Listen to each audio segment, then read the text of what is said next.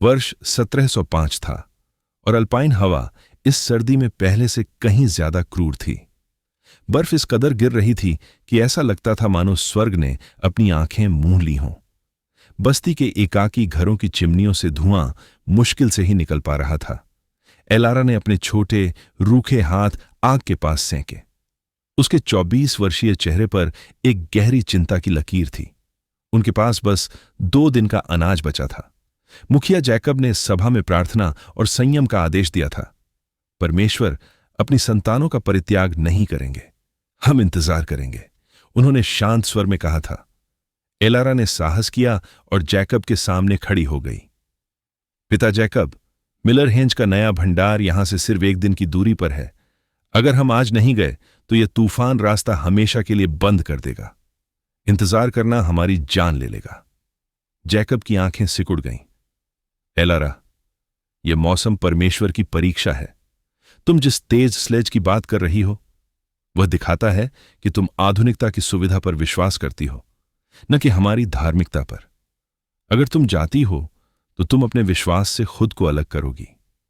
Elara ने उत्तर दिया, मुझे माफ करना जैकब, लेकिन मुझे लगता है कि मैं अपनी आस्था को उस बर्फीली सड़क पर पाऊंगी जहां मैंने किसी की मदद की होगी, न कि सिर्फ इस गर्म कमरे में बैठकर उम्मीद लगाए रहूंगी।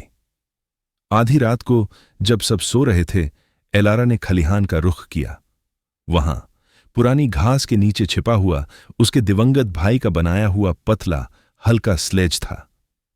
परमेश्वर, उसने प्रार्थना की, मेरा इरादा आपकी व्यवस्था को तोड़ना नहीं है, बल्कि आपके द्वारा दिए गए जीवन को बचाना है। जैसे ही वह दरवाजा खोलकर बाहर निकली, हवा ने उसे थप्पड़ मारा। उसने अपनी बाहों पर कठोर ऊनी कपड़े महसूस किए। ये कपड़े सुंदरता के लिए नहीं थे, ये कवच थे। बर्फीली टीले पर चढ़ते हुए उसने मन ही मन दोहराया, यह काम भक्ति का कार्य है। आगे बढ़ते हुए अचानक उसे एक भेड़िया दिखा जिसकी आंखें अंधेरे में चमक रही थीं। एलारा ने सांस रोके हुए डर को भक्ति में बदलते हुए फुसफुसाया, मैं डरने नहीं आई हूं, मैं यहां जीवन बचाने आई हूं। भेड़िया धीरे धीरे हट गया। सूरज निकलने से ठीक पहले वह मिलर हेंज के खेत में पहुंची। हेंज ने एक अनाज का और दूसरा सूखी फलियों का भरा हुआ बोरा दिया। जब एलारा सूरज ढलने से ठीक पहले बस्ती में लौटी तो वह लगभग गिर पड़ी। स्लेज पर अनाज का वजन बहुत ज्यादा था। सभी लोग जैकब सहित बाहर खड़े उसका इंतजार कर रहे थे। जैकब गंभीर स्वर में, एलारा, तुमने तेजी को चुना, न कि संयम को। तुमने मेरी आज्ञा नहीं मानी, परंतु तुमने अनाज लाने के लिए तेजी को चुना, न कि धन कमाने के लिए। तुमने प्रेम को चुना, न कि सुविधा को। जैकब ने एक क्षण के लिए चुप्पी साधी और फिर अपनी आवाज को विनम्र बनाते हुए कहा, इस बस्ती का हर बच्चा आज रात तुम्हारा कर्जदार होगा।